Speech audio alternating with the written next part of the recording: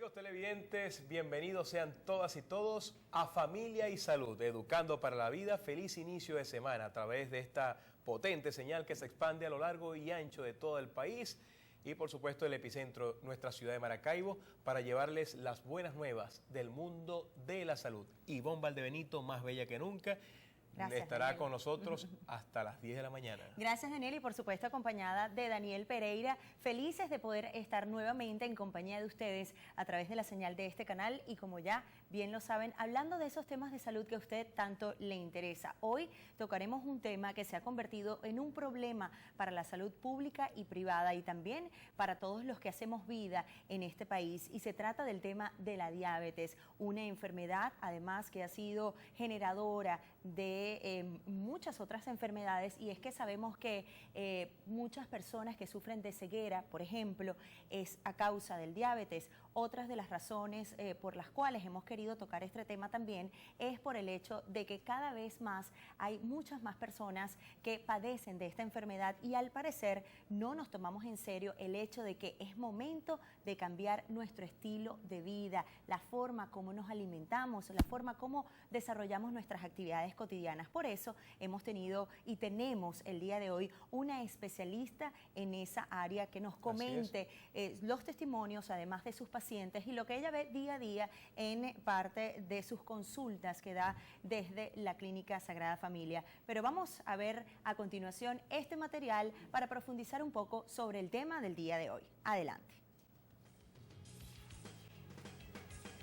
La diabetes mellitus es una enfermedad producida por una alteración del metabolismo, caracterizada por un aumento de la cantidad de glucosa en la sangre y por la aparición de complicaciones microvasculares y cardiovasculares, que incrementan sustancialmente los daños en otros órganos y la mortalidad asociada por la enfermedad, y reduce además la calidad de vida de las personas. La diabetes afecta más del 10% de la población en general. Esta variación depende de los estudios consultados. Deben tenerse en cuenta que se estima que por cada paciente diabético conocido existe otro no diagnosticado. Su frecuencia aumenta significativamente con la edad y también con el exceso de peso y la vida sedentaria. Por estos motivos, se espera un importante aumento del número de diabéticos en los próximos decenios. Este es el tema que abordaremos el día de hoy en Familia y Salud. Desde ya, la invitación es para que nos acompañe. Así es, como bien lo decía Ivonne Valdebenito, la diabetes. La diabetes es una epidemia que el mal funcionamiento del páncreas, también por la, digamos, la baja productividad de insulina y nuestro organismo que tampoco pues la absorbe debidamente. Esto es uno de los problemas también. ¿Quiénes son los más propensos a este tipo de epidemias? Los obesos, la vida sedentaria, la falta de ejercicio. Eso conlleva a padecer de la diabetes. Venezuela es el 6º país en Latinoamérica con personas que padecen de diabetes, y en América Brasil lidera las estadísticas. Para ello tenemos como invitada a Jocelyn Núñez. Ella es médico internista de la Clínica La Sagrada Familia, quien nos acompaña el día de hoy. Ella egresó de la Universidad del Zulia como médico general en el año 1993, posgrado en Medicina Interna en el Hospital General del Sur, doctor Pedro Iturbe. También hizo un fellow en Medicina Interna en Miami y también es médico internista de nuestra clínica La Sagrada Familia. Ella es la doctora Jocelyn Núñez, médico internista, nuestra invitada del día de hoy. Doctora, bienvenida a Familia y Salud, Educando para la Vida, un espacio que lleva a nuestros televidentes las buenas nuevas de la salud, los avances de nuestra medicina, y queremos, momento propicio, un tema sumamente interesante, importante, que usted nos dé el preámbulo. ¿Qué es la diabetes y por qué se ha convertido en una epidemia en el mundo que ha acabado con tantas vidas paulatinamente? Muchísimas gracias, Daniel y Ivonne, por su gran invitación. ¿Qué es la diabetes? Para que la población nos pueda entender de una manera más sencilla, la diabetes es simplemente la ausencia parcial o total en la producción de la insulina. Como todos bien sabemos, la insulina es una hormona producida a nivel del páncreas. Cuando no se produce, hay que administrarla, y cuando se produce de forma deficiente, hay que darle medicamentos o, en su caso, insulina. ¿Por qué es el gran temor? y porque hoy en día se ha convertido en un paradigma y en una lucha, no solamente de Venezuela, no solamente de América Latina, es el mundo entero el que está luchando. Las estadísticas de la Asociación Americana de Diabetes estimaban para el 2030 unas cifras de 336 millones de habitantes con diabetes. Hoy en día esas estadísticas cambiaron a 556 millones de habitantes se estima, más de un crecimiento más de un 125%. Venezuela está en un 6º lugar, son cifras alarmantes. Venezuela, el estado Zulia es el primer estado en Venezuela en liderizar la morbilidad. Pero quizás lo más importante en la diabetes, no como enfermedad, son las consecuencias que ella acarrea, es la incapacidad. Recuerda que tenemos una población que puede ser atacada en cualquier momento de la edad. No tienes edad para el comienzo de la enfermedad, desde un niño hasta un adulto, hasta un anciano, pero ella produce limitaciones, porque lo que realmente la mortalidad no es la diabetes, la mortalidad son todas las complicaciones que conlleva la diabetes, son todas aquella destrucción en la población activa, es amputaciones en miembros inferiores, es ceguera, es conectar a un paciente a una máquina de diálisis por una insuficiencia renal, es enfermedades, infartos múltiples, enfermedad cardiovascular, es enfermedad cerebral. Todo eso, enfermedades ictus isquémicos, incapacitan a una población activamente productiva y es allí donde tenemos el gran deterioro y el gran daño de la enfermedad. Bueno, doctora, al regreso de la pausa quiero que nos comente en Familia y Salud qué deben cambiar o qué debemos cambiar los seres humanos para poder evitar este tipo de enfermedades, y es que cada vez siguen incrementándose y al parecer no tomamos conciencia de esta problemática. Así comienza Familia y Salud a través de la señal de este canal. No se retire porque al regreso tenemos muchas más preguntas de ustedes que pueden realizar a través de nuestra mensajería de texto que aparece en pantalla durante todo el programa para que generen sus inquietudes. En minutos más con Familia y Salud.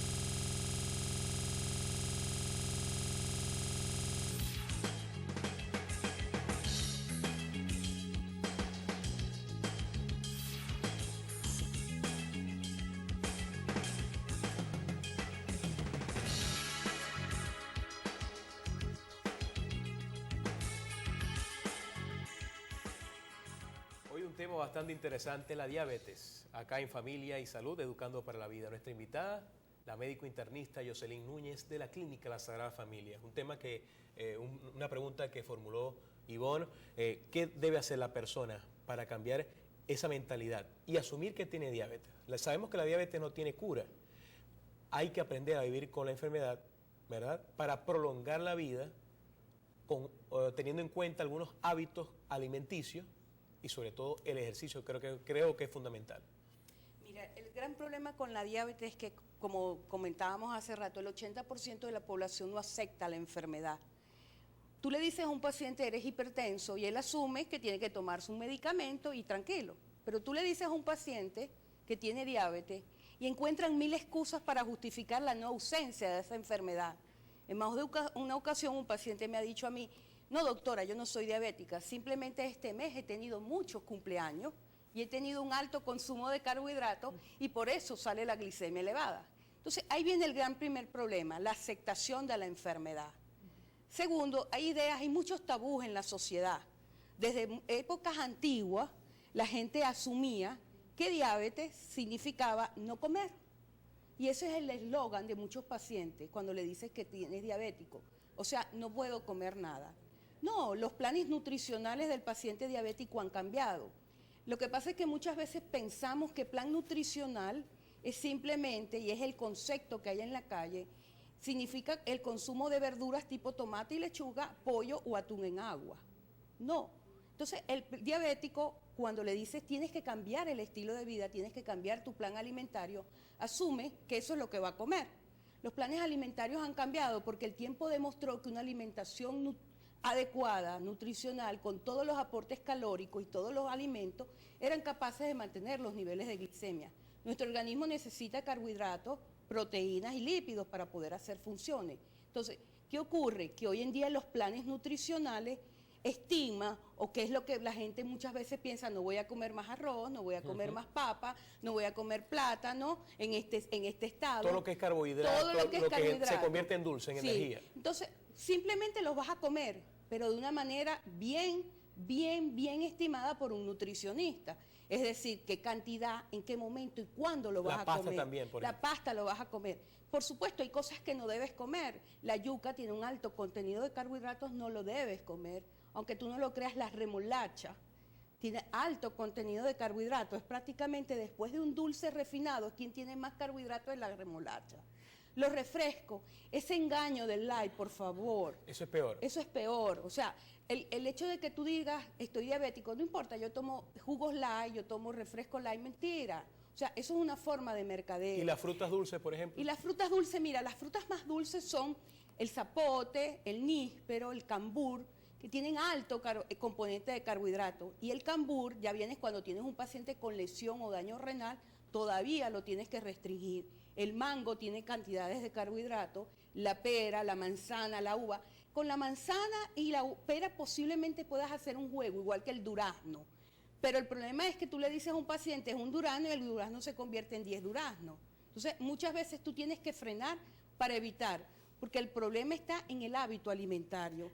Y es por eso el incremento. Esta comida chatarra ha incrementado. Hace 50 años nuestros abuelos no había el índice ni la cantidad de diabéticos que hay. Doctor, una pregunta. Las estadísticas dicen que cuando una persona es diagnosticada con diabetes, hay también un alto porcentaje de personas que desconocen que están padeciendo la enfermedad. En ese sentido, ¿cuáles son esos síntomas que comienzan a aparecer en la persona que son indicativos de que algo está pasando y que tienen relación con la diabetes? ¿Y cómo reconocer si padecen de diabetes tipo 1 o diabetes tipo 2? Ok. El diabético tipo 1 es aquel que no produce insulina y hay que administrarle la insulina. Anteriormente se conocía el diabético tipo 1 como el diabético juvenil. La diabetes juvenil es el diabético del niño, ¿ok? Es allí donde lo vas a detectar. El diabético tipo 2 es el diabético adulto, es en donde todavía hay una producción deficiente de insulina, pero todavía la hay. Es el más común, es el adulto. Donde no hay fecha, puedes iniciarla a las 30 como a los 80 años. Pero hay más tipos de diabetes. Y hay el diabético tipo 3, que es el diabético producido por otra causa, en este caso consumo de esteroides, enfermedades que produzcan lesión en el páncreas y por lo tanto produzcan la lesión de las células que producen. ¿Y de mujeres embarazadas, por ejemplo? Diabetes estacional. También la hay. Okay. Esa es la diabetes. ¿Y hay síntomas evidentes? Sí. Tienes una clasificación que te permite el diagnóstico. Anteriormente, ¿cuáles son los síntomas comunes en un diabético o en el desarrollo de la enfermedad? Lo que conocíamos el gremio como las famosas 4P. ¿Cuáles son esas 4P? Pérdida de peso, polidixia, que es el alto consumo de líquidos, poliuria, que es ir muchas veces al baño, más que todo de noche, nicturia, y el polifagia, que es unas grandes cantidades de comer. Pero esos también son signos de descompensación. O sea, un paciente que tiene estos 4 síntomas, de repente que te dice, yo estoy perdiendo peso inexplicablemente, tengo antecedentes de familia diabética, y voy y le hago un examen y la glicemia está por encima de 200, es diabético. Pero también hay personas que no tienen síntomas, pero saben que tienen una carga genética dada por nuestros familiares. Esas personas que presentan 2 cifras de glicemia en algún momento, en un espacio de por lo menos un mes, por encima de 126, hace el diagnóstico de diabetes. Otro de los síntomas, doctora, las ganas de ir de orinar, por ejemplo, frecuentemente. Poliuria, eso es dentro de las 4, y eso se traduce más en nicturia. Cuando tú tienes un paciente y te dice, me estoy parando más de 3 veces al baño, tú tienes que pensar o diabetes o un problema prostático si es un anciano, o un descenso de vejiga en una mujer, ¿ok? Con antecedentes de histerectomía o un prolapso genital. Pero la poliuria es un síntoma de descompensación. Muchas veces es síntoma, igual que la pérdida de peso, de diagnóstico como de descompensación. Un paciente que es diabético y llega al centro hospitalario con glicemias de 300, ¿ok?, que están por encima de sus valores, y él dice, estoy perdiendo peso. Él no está perdiendo porque está haciendo el plan nutricional. Él está perdiendo es porque está descompensado.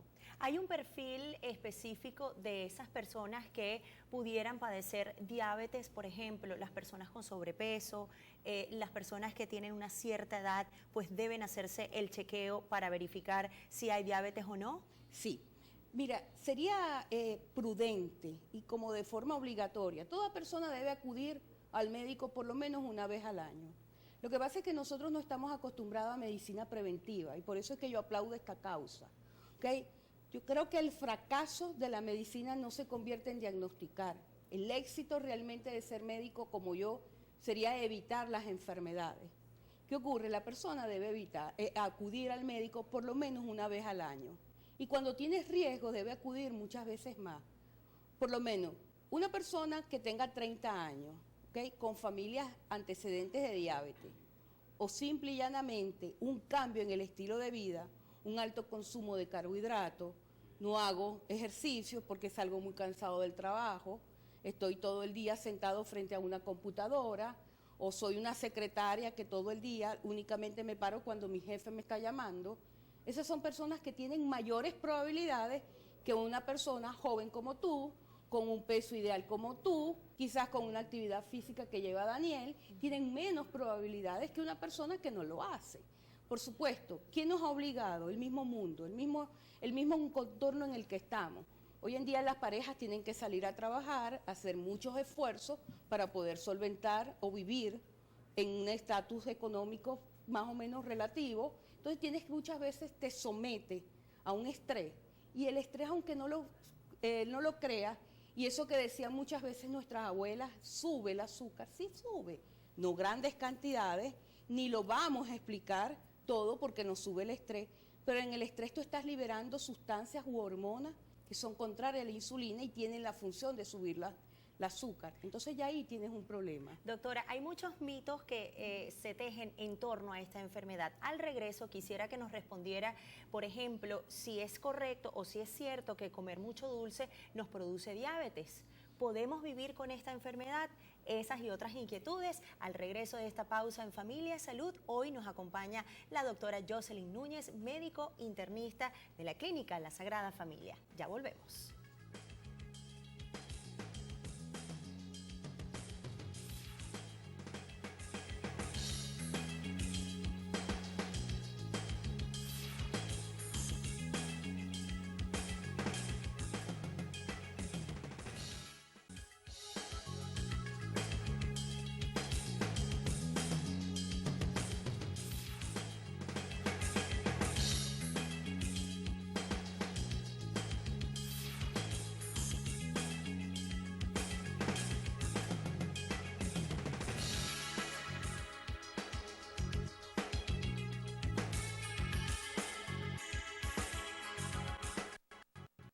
De oxidación. Entonces parece que estuvieran unidos enfermedades cardiovasculares, enfermedades microvasculares. Él le encantan los pequeños vasos, ¿ok?, la diabetes, y por eso esos cambios micro que a los primeros años no se notan, pero después se notan. Y una cosa que tú creas que es la hipertrigliceridemia, los triglicéridos en la población diabética. Mira, diabéticos que no tengan triglicéridos elevados no parece que no fuera diabético, porque no ha asumido el cambio en el plan nutricional. Doctora, nos han llegado muchos mensajes de texto. Quiero leerles antes de irnos a comerciales. Algunos dice: buenos días, saludo. Sí quisiera saber un poco más de la diabetes porque mi papá es diabético, está en control y hay veces se siente mareado. Otro mensaje dice: buen día, mi mamá tiene 86 años y es diabética, pero le salen ronchas en el cuerpo. ¿Esto se debe a la diabetes? Inés desde Cabimas. Otro mensaje de texto dice, buen día, mi papá es diabético y cuando se corta la herida tarda en cicatrizársele. ¿A qué se debe? ¿Qué puedo hacer? Bueno, al regreso de la pausa, que la doctora nos responda a estas inquietudes, Daniel, porque ya tenemos gira comerciales, pero por supuesto aquí la doctora estará con nosotros mucho rato más respondiendo todas sus inquietudes y precisamente eso, cuáles son las complicaciones en la piel que genera la diabetes. Al regreso de la pausa, mucho más en Familia y Salud.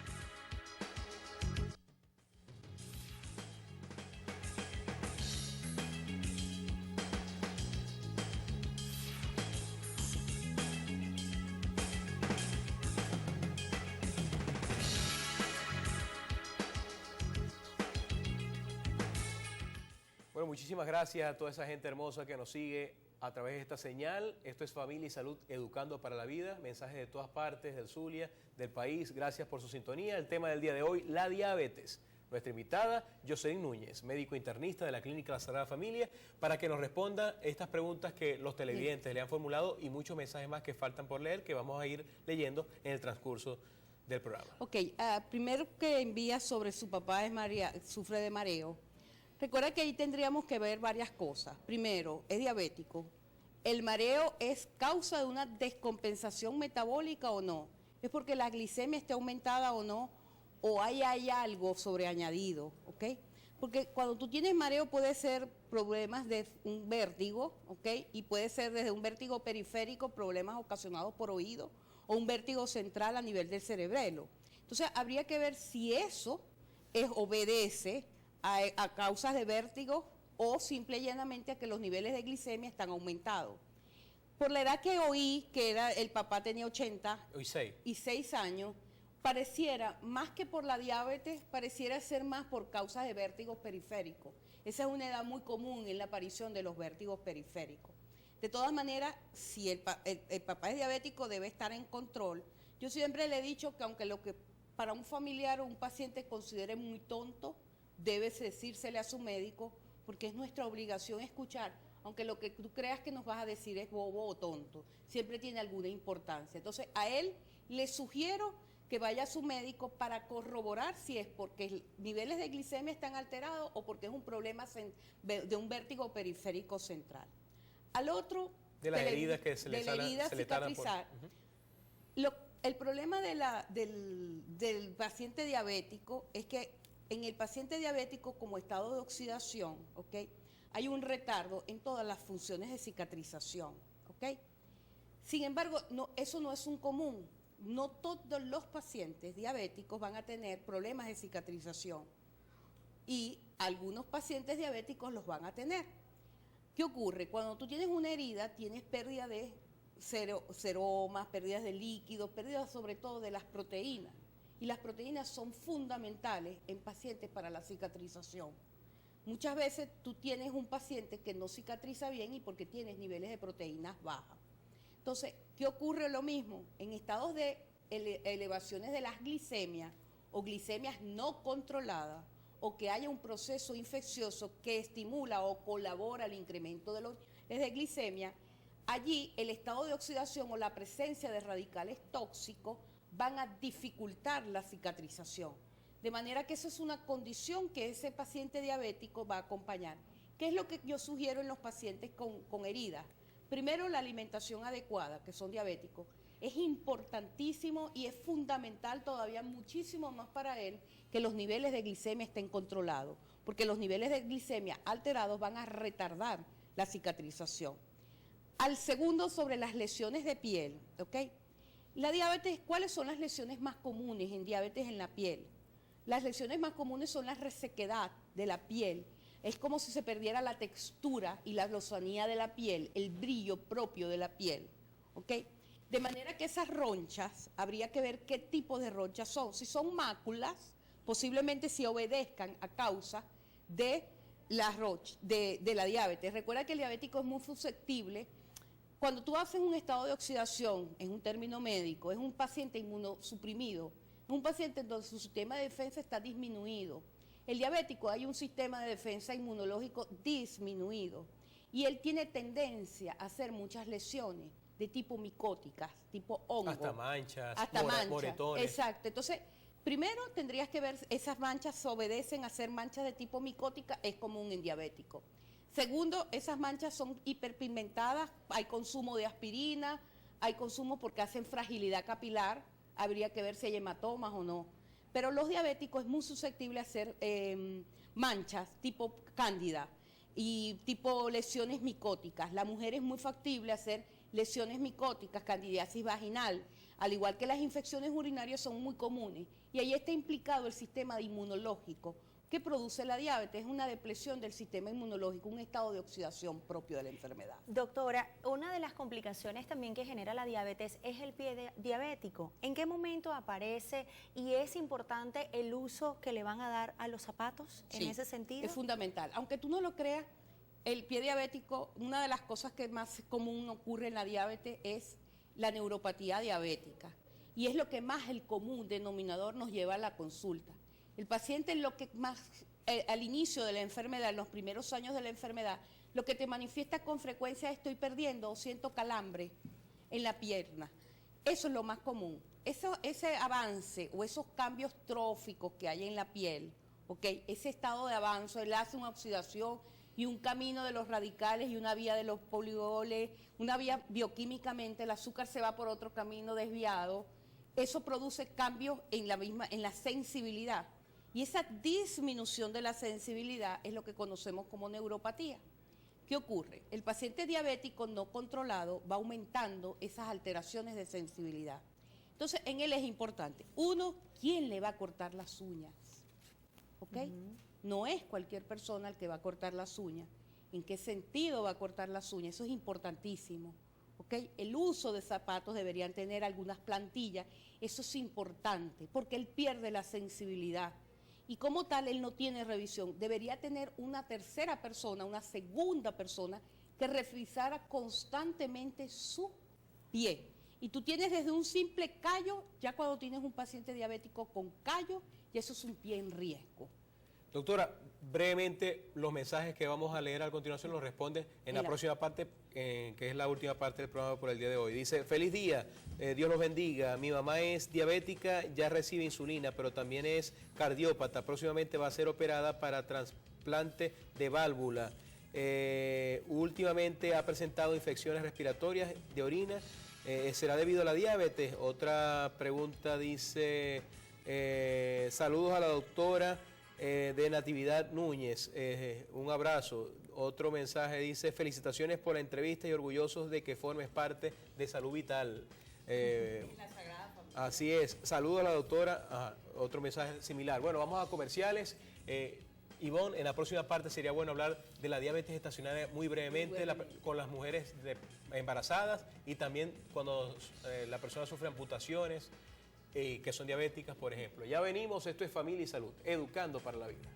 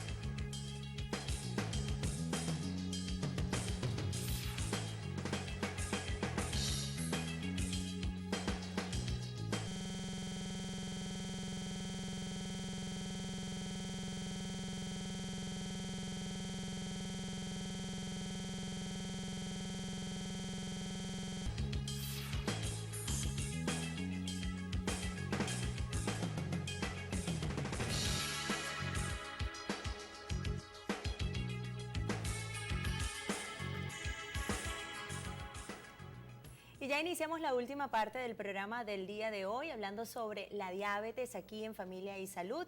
Y por supuesto agradecer a todos nuestros televidentes que han participado durante todo el programa enviando sus preguntas y también dándonos sus testimonios sobre sus familiares que padecen de esta enfermedad. Y a propósito, pues quedaron muchas preguntas al aire de algunos comentarios de nuestros televidentes, pero también, Daniel, teníamos la inquietud sobre el tema de en qué momento comienza a aparecer esa complicación en la que el paciente pues tiene que recurrir a la amputación de alguna parte de su cuerpo, y también qué pasa con el apetito sexual de los pacientes que sufren diabetes. Ok, primero el tiempo es corto, Daniel, Sí. Vamos a tratar de responder esa última pregunta que envió ese radioaficionado, ese televidente. Es lo más común del paciente diabético, es el diabético cardiópata. Eso es el común denominador en la diabetes, es quizá lo que más está asociado junto con la neuropatía diabética, porque ya la retinopatía diabética, las alteraciones visuales y renales ocurren a lo largo de los años de la enfermedad. ¿Qué ocurre? Haya implicado varias cosas. Número uno, posiblemente los niveles de glicemia no estén totalmente controlados. Número dos, acuérdate que es un estado de inmunosupresión, de lo cual está mucho más susceptible a hacer cuadros infecciosos. Y número tres, acuérdate que ese paciente debe tener ahorita una descarga adrenérgica, el estrés de que la van a someter a una cirugía de tipo cardiovascular para colocación de prótesis valvular, de manera que el estrés generador de adrenalina está subiendo los niveles de glicemia y se hace un círculo vicioso. Esas infecciones urinarias y esas infecciones respiratorias posiblemente obedezcan a niveles de glicemia alterados, posiblemente a la diabetes. Todo paciente diabético anualmente y como norma obligatorio debe chequear sus ojos, su riñón, su corazón y su sensibilidad. Las complicaciones más tempranas son las complicaciones de las neuropatías y los procesos de hipertensión arterial. ¿Ok? Eso es lo más frecuente. Pacientes con alteraciones ya desde un callo, ¿ok? Ya eso es un pie en riesgo, pérdida de su sensibilidad. Es importante la revisión de un familiar de esos pies, porque en la medida en que los revises, como él ha perdido, él siente, y eso lo describen los pacientes, yo siento que estoy caminando en brasas de fuego. Eso es neuropatía diabética. Ese progresivo deterioro hace que él se pueda lesionar, y ahí viene el pie diabético y la amputación, y por lo tanto es un recluir a un paciente, a colocar a un paciente discapacitado, una persona que posiblemente era activa, y lo somete. Sin embargo, con las prótesis podemos hacer hoy muchos milagros. Doctora, ¿y qué pasa cuando ese paciente es producto de la medicina que pierden el apetito sexual? Rapidito, ya nos tenemos que despedir. Número uno, es importante que la disfunción es producto de los niveles de glicemia alterados. Y dos, con respecto a la diabetes gestacional, es importantísimo mujeres embarazadas que tengan antecedentes de diabetes. Puede ocurrir que se desarrolle durante el embarazo, que ya sea diabética y se exacerbe. Ojo, prestar mucha atención y por favor eliminemos ese dogma de que embarazada hay que comer por dos y hay que comer muchos más carbohidratos. Mentira. Una vida saludable, una nutrición saludable es importantísimo. ¿Qué debemos consumir? Altas proteínas, que nos maneran, esa es la alimentación más adecuada, verduras, ¿ok? Verduras que no estén comprometidas, frutas, y hacer una alimentación. Hoy las nutricionistas, mucho ejercicio, las nutricionistas hacen planes alimentarios. En un diabético es ideal los planes múltiples con merienda. El ejercicio no es un limitante, y por favor quitar el switch de que como soy diabético no puedo hacer ejercicio. Al contrario, vas a tener beneficios extra. ¿Qué es lo que tienes que hacer? Medir y vigilar ese diabético, no hacer ejercicios de grandes cargas, no hacer ejercicios de gran consumo, y si los vas a hacer, tienes que hacer cada cierto tiempo, medirte tus glicemias, tomar agua normal, alto consumo normal, pero no está proscrito ni prohibido que un paciente diabético haga ejercicios. Y lo más importante, no automedicarse, como siempre le decimos en Familia y Salud. Si siente que algo raro está pasando con su organismo, acuda a su médico inmediatamente. Aquí en Venezuela tenemos muchas instituciones y sobre todo muchos especialistas capaces de poder realizarle un diagnóstico efectivo, y estamos seguros que el diagnóstico a tiempo le puede salvar la vida. Muchas gracias a la doctora Jocelyn Núñez por habernos acompañado el día de hoy aquí en Familia y Salud, médico internista de la Clínica Sagrada Familia, Daniel. Así es, muchas gracias, doctora, por su aporte. por su contribución. A nuestros televidentes, gracias por su sintonía desde todas partes del país. Mensajes, gracias por seguirnos. Esto es Familia y Salud, educando para la vida. Recuerden, la salud no tiene precio, pero vale la vida. Shalom, nos vemos mañana.